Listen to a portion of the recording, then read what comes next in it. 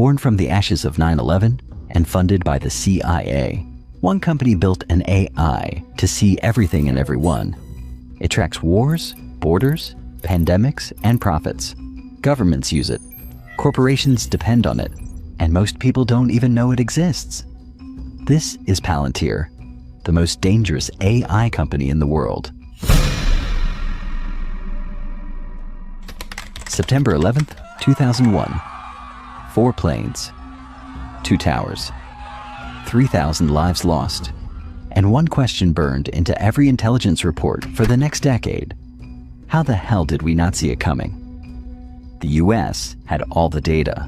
Multiple agencies had pieces of the puzzle, but no one connected the dots. There was no single pane of glass. So Silicon Valley stepped in with an idea. What if we built software that could? Something that could sift through oceans of emails, surveillance footage, passport records, satellite images, and bank transfers, and find the next Osama before he booked a plane ticket.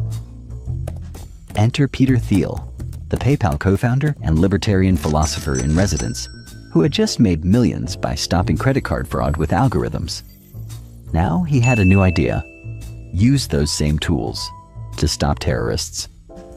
If anti-fraud tools can detect a stolen credit card, why can't we build tools to detect a stolen airplane? He called it Palantir, named after the all-seeing orbs in Lord of the Rings. A fitting name for a company obsessed with visibility. Spreadsheets. Intel reports were everywhere. IEDs were exploding daily, and commanders were drowning in dots with no way to connect them. Enter Palantir. Its software, codenamed Gotham, stitched together bomb data, insurgent networks, cell phone logs, satellite maps, all in one interface that actually worked. You could literally see the whole kill chain, and it looked like Google Maps. Special forces loved it.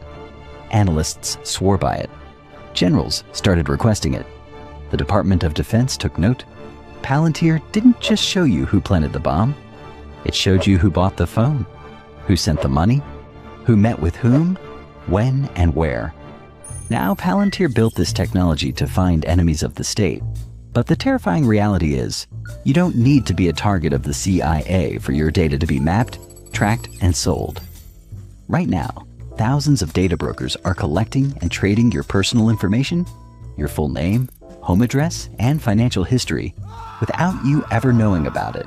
And that is why today's video is sponsored by Incogni. This isn't just about spam. It's about safety. Scammers use this data for identity theft, and stalkers can literally buy your address to find where you and your family sleep. Scrubbing this data yourself takes years. Incogni does it automatically. You can see on my dashboard right now, they are actively forcing brokers to delete my profiles. They also just launched a massive new tool, the custom removal feature and secrecy. Palantir started like a Bond villain's tech startup. Small team, secretive office. Their first investor? Not Sequoia, not Andreessen Horowitz. It was In-Q-Tel, the CIA's very own venture capital firm. Yes, the CIA has a VC arm. And no, you're not supposed to know that. The goal? Build a platform that could do what no human analyst ever could. Spot threats hiding in plain sight. Blend messy, siloed government data, passport logs, drone footage, field reports, into one God view. Easier said than done. Early Palantir was buggy, over-engineered. One official described using it like trying to fly a space shuttle just to find your car keys. Agencies resisted. Bureaucrats balked. The NSA thought it was cute. The FBI thought it was terrifying.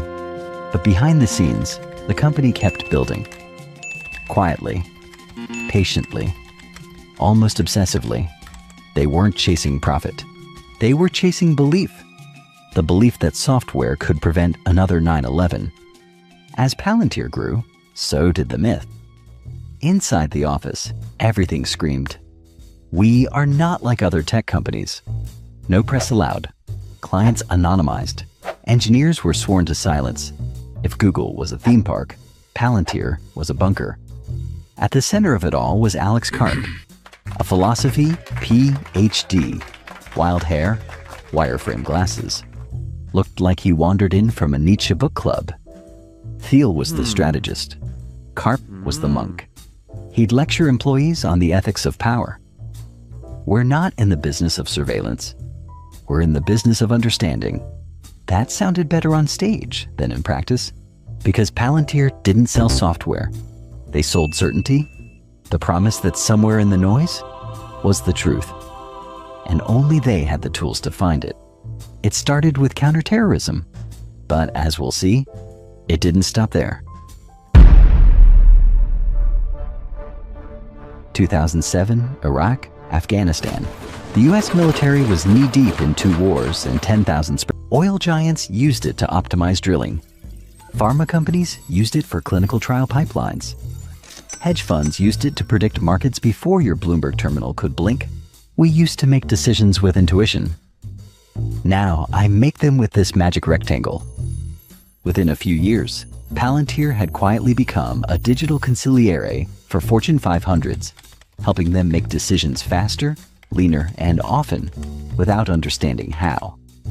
See, Palantir doesn't just show you dashboards. It doesn't just give you options. It tells you what to do. Shut down Plant 3, reroute shipments, increase stockpile in Region 7. But what if I said Plant 3. During COVID-19, it was everywhere. The US government used it to track outbreaks, distribute vaccines, manage supply chains. Hospitals used it, airlines used it, even the British government used it to forecast where the next PPE shortage would hit. And here's where it gets weird. No one outside Palantir really understands how the system works. Not fully. It's not a spreadsheet. It's a black box with influence. And not everyone was happy. We gave an unaccountable private company power over national logistics and critical healthcare decisions during a pandemic because their interface looked cool. The troops wanted the new software, not because it was mandated, but because it might actually save their lives. But in Washington, if you're not invited to the table, you're probably on the menu. And Palantir was not invited. While soldiers were praising it on the ground, back in DC, things got ugly. Who the hell are these guys? No contracts, no clearance, no golf retreats. They're not in the club. Palantir had no lobbyists, no revolving door hires, no state dinners with procurement officers. When the Army tried to award a $200 million Intel contract to a legacy contractor, no competition, Palantir did the unthinkable. They sued. Yes, a Silicon Valley startup sued the US Army and won. A federal judge ruled that the Army had broken the law by refusing to even consider Palantir's software, even though soldiers were already using it in the field. The message was clear. Innovation wasn't optional anymore, but neither was controversy. By now, Palantir had proven itself in war zones. So the question became, what else could it do? Turns out, a lot. Immigration and Customs Enforcement signed on. The Department of Homeland Security followed. Soon, Palantir was being used not to fight terrorists abroad, but to track people at home.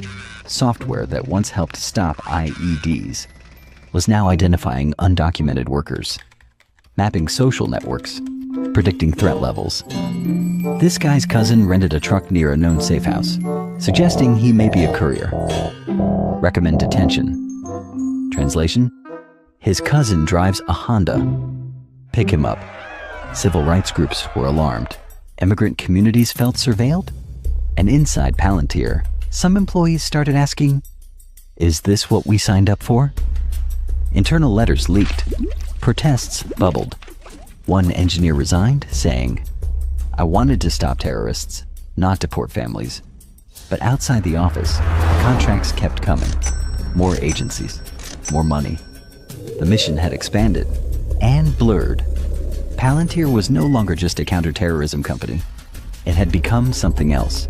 A surveillance platform, a battlefield algorithm, a state-sponsored crystal ball, and it was just getting warmed up. the late 2010s, Palantir had conquered war zones, outfoxed the Pentagon, and racked up contracts with nearly every three-letter agency. But there was one battlefield still untouched: corporate America. Not because Palantir didn't want in, but because, for years, they claimed they were above it. We don't mine user data like big tech. We build software for governments that saves lives. And that was true. Until they realized governments move slow. CEOs sign checks. By 2020, Palantir had gone from Tolkien-themed startup to government contractor to multinational enterprise consigliere. And now it was finally time to go public. Palantir's long-awaited IPO. Wait, what the hell is that? A direct listing? That's right. No roadshow, no big pitch. Just a quiet, hey, we're tradable now, and a surprise Dumbledore-style appearance on the New York Stock Exchange. And when the numbers came out, investors were confused. Palantir was unprofitable. Growth was slow, margins were weird. Yet somehow, everyone still wanted in. Why? Because it's not just a tech company. It's Palantir. They weren't buying software. They were buying the mythology, the secrecy, the mission, the edge. To some, Palantir wasn't just a company. It was the operating system of power. And they wanted a piece.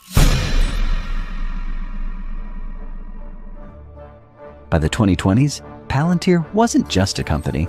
It was infrastructure. Behind military briefings, behind NATO dashboards, behind closed-door intelligence reports.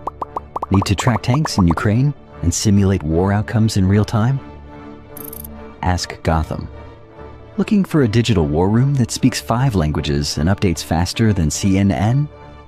Congratulations, you've just licensed Palantir. They weren't just helping the military anymore. They were the military's mind.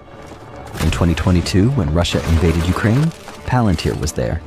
Not with boots, not with bombs, with data. Helping Ukraine map Russian supply lines, optimize artillery, and predict drone strikes. They branded it AI for warfighting. Cool name, terrifying product. Suddenly, battlefield intelligence wasn't just satellite photos. It was algorithms whispering, aim here. But with great power comes terrible press. Privacy advocates were furious. Civil liberty groups called Palantir a war profiteer in software form. One critic nicknamed it the Oracle of Orwell. Why? Because Palantir's tech wasn't just helping generals. It was helping police departments forecast crime, helping border agents identify suspects, helping governments decide who to monitor and who to trust. And none of it was transparent. Activists raised alarms about racial profiling, predictive policing, and algorithmic discrimination. They asked, what happens when a flawed data set becomes a digital warrant? We save lives. Period. Also, we're not responsible for how our clients use the product. We just built the hammer. If someone uses it to hang a picture or break into a neighbor's house, that's not on us. Have a nice day. Internally, Palantir insisted they were the moral tech company, that they refused to work with China, that they drew the line at authoritarian regimes. But the line between defense and domination, it was getting blurrier by the day. Palantir had built the world's most advanced data fusion engine, so naturally the next step was to stop predicting war and start predicting everything. Palantir moved into AI decision-making. They called it meta-constellation because Skynet was taken. Want to simulate economic collapse? Possibly the modern state. But here's the real question. When a single company knows more than your cabinet, your generals, and your central bank, who exactly is in charge? Because for all its secrecy, one thing about Palantir is clear. It was never just about software. It was about power. The kind that's invisible, unaccountable, and always watching. It began with a promise to stop the next 9/11, a tool to protect, not to rule. But over time, the mission blurred. and now it helps shape the world it once tried to defend.